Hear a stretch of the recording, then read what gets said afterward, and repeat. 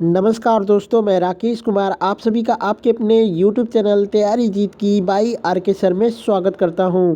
और दोस्तों आज हम बात करेंगे एसएससी जीडी एग्ज़ाम एनालिसिस 2023 की। जी हाँ दोस्तों, 9 फरवरी 2023 को एसएससी जीडी के 4th शिफ्ट का एग्ज़ाम ख़त्म हो चुका है।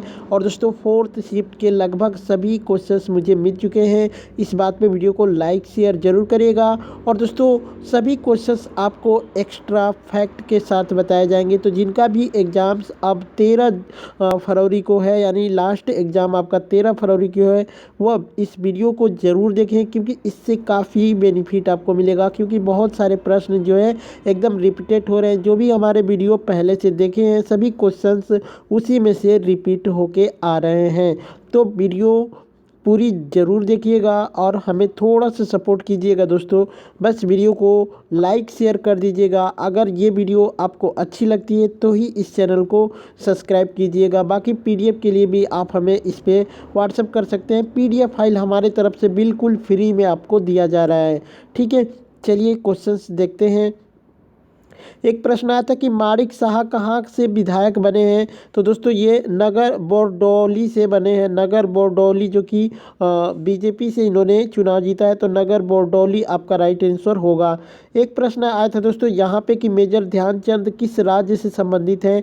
तो उनका जन्म उत्तर प्रदेश के जो कि इलाहाबाद में हुआ था। तो अगर राज्य पूछा गया होगा तो उत्तर प्रदेश हो जाएगा। बाकी जगह का नाम पूछा गया होगा दोस्तों तो पहले इलाहाबाद था, लेकिन वर्तमान में इसको प्रयागराज के नाम से जाना जाता है।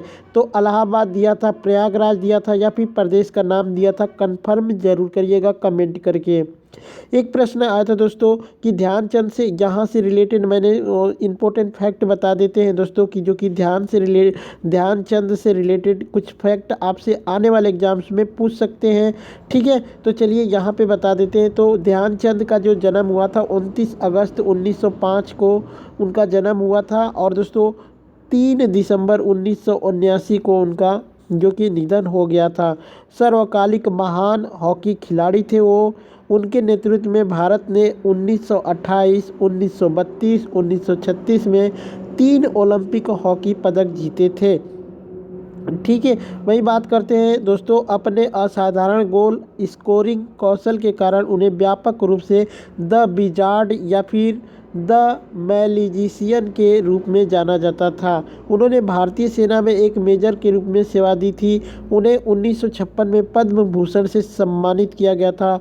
उन्होंने गोल नाम से एक आत्मकथा भी लिखी थी। 29 अगस्त को उनका जन्मदिन राष्ट्रीय खेल दिवस के रूप में मनाया जाता है, तो इस बात को भी याद रखिएगा दोस्तों। लोग वीडियो थोड़ी सी आने में लेट हो सकती है दोस्तों, क्योंकि हमारे यहाँ नेट का इशू चल रहा है दोस्तों। वीडियो काफ़ी टाइम के बाद अपलोड हो रही है। बास्केटबॉल कोर्ट की लंबाई कितनी होती है, ये क्वेश्चन आया था। तो फीबा यानी अंतर्राष्ट्रीय बास्केटबॉल फेडरेशन के दिशा निर्देशों के अनुसार बास्केटबॉल कोर्ट के एक आयताकार खेल क्षेत्र में होना चाहिए जिसकी लंबाई जो कि 28 मीटर और चौड़ाई 15 मीटर हो। ओलंपिक सहित सभी अंतर्राष्ट्रीय प्रतियोगिताओं में फीबा के दिशा निर्देशों का ही पालन किया जाता है। यानी आपसे लंबाई पूछी थी तो 28 मीटर हो जाएगा, चौड़ाई पूछेगी तो 15 मीटर हो जाएगा। एक प्रश्न आया था दोस्तों कि गणगौर नृत्य किस देवता को समर्पित है। तो गणगौर पूजा जो कि नृत्य जो कि पूजा चैत्र मास के कृष्ण पक्ष जो कि प्रतिपदा तिथि से आरंभ की जाती है। इसमें कन्याएं और विवाहित स्त्रियां मिट्टी के शिव जी यानी कि गौर एवं माता पार्वती यानी कि गौर बनाकर पूजा करती हैं। तो शिव जी से और जो कि पार्वती से संबंधित है। ठीक है, एक प्रश्न आया था दोस्तों कि कुषाण वंश की दूसरी राजधानी कौन थी। तो आपका राइट आंसर हो जाएगा मथुरा।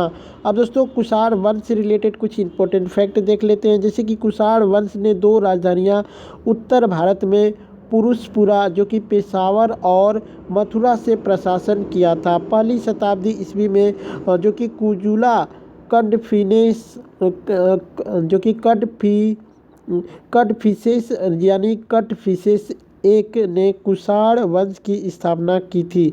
ठीक है। एक प्रश्न यहाँ से और बन सकता है दोस्तों कि कुषाणों को यूजी जनजाति की 5 शाखाओं में से एक माना जाता है जो मध्य एशिया के चीनी सीमांत प्रदेश में रहते थे। कनिष्क को कुषाण वंश का सबसे महान शासक माना जाता है। वह भीम जो कि कटफिसेस का पुत्र था। उसने पाटलिपुत्र पर कब्जा कर लिया और बौद्ध भिक्षु अश्वघोष को अपने साथ पेशावर ले गया। कनिष्क ने कश्मीर के कुंडल वन में चौथी बौद्ध जो कि संगीति बुलाई। गांधार कला विद्यालय का विकास उसके अंतर्गत किया गया था।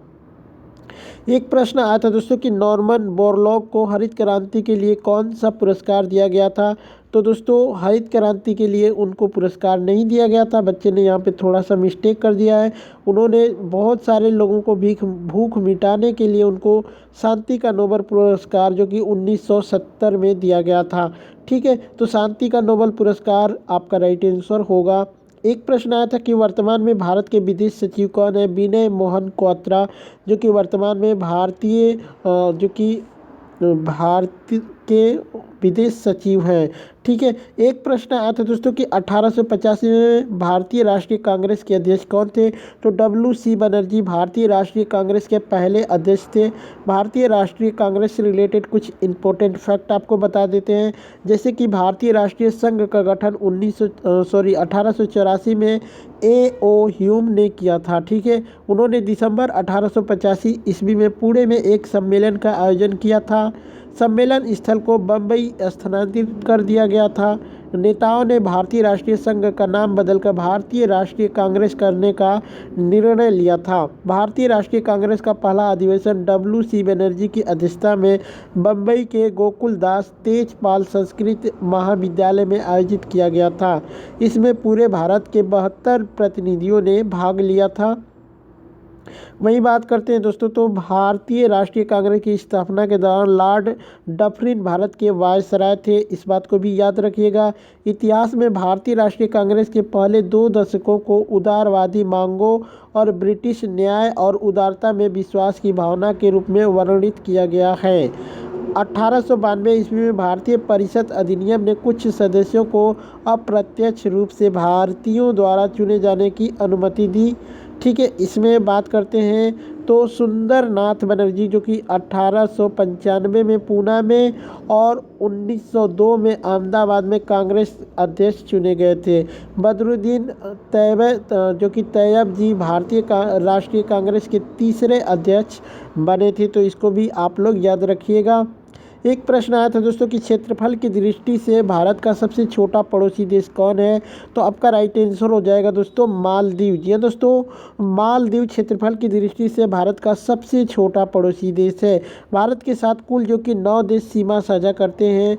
इसमें 7 देश स्थलीय सीमा साझा करते हैं जबकि 2 देश समुद्री सीमा साझा करते हैं। भारत निम्न 7 देशों में जैसे कि अफगानिस्तान 106 किलोमीटर, बांग्लादेश जो कि सबसे अधिक सीमा साझा करता है 4096 किलोमीटर, भूटान जो कि 699 किलोमीटर, चीन जो कि 3428 किलोमीटर, म्यांमार 1643 किलोमीटर, नेपाल 1751 किमी, पाकिस्तान 3323 किमी ठीक है के साथ अपनी सीमा साझा करते हैं। श्रीलंका और मालदीव जलीय समुद्री सीमा वाले 2 देश हैं। स्थलीय सीमा की दृष्टि से भूटान भारत का दूसरा सबसे छोटी सीमा वाला पड़ोसी देश है। स्थलीय अगर सीमा के जैसे अगर बात की जाए तो ठीक है। वही बात करते हैं मौलिक कर्तव्य जो पूछा गया था कि मौलिक कर्तव्य किस अनुच्छेद में जोड़ा गया है। तो अनुच्छेद 51C में जोड़ा गया है। स्वर्ण सिंह समिति की सिफारिश पर 42वें संविधान संशोधन अधिनियम द्वारा मौलिक कर्तव्य को संविधान में जोड़ा गया था। भारत की संप्रभुता, एकता और अखंडता को बनाए रखने और उसकी रक्षा के लिए भारतीय संविधान के अनुच्छेद 51AC के तहत मौलिक कर्तव्यों के रूप में निहित किया गया है। एक प्रश्न आया था कि चारू माथुर किस शास्त्रीय लोक नृत्य से संबंधित है। तो मणिपुरी नृत्य आपका राइट आंसर हो जाएगा। मणिपुरी नृत्य से संबंधित है। एक प्रश्न आया था कि इनमें से कौन तालाब का पर्यायवाची शब्द नहीं है। ऑप्शंस में शायद सरिता दिया था दोस्तों। अगर सरिता होगा तो सरिता जो कि नदी का पर्यायवाची होगा। बाकी तालाब का पर्यायवाची शब्द बता देते हैं। जलाशय, सरोवर, सर, पुष्कर, पोखरा, जलवान, सरसी, ताल आदि जो कि तालाब का पर्यायवाची शब्द हो जाएगा। सांप का पर्यायवाची शब्द पूछा था।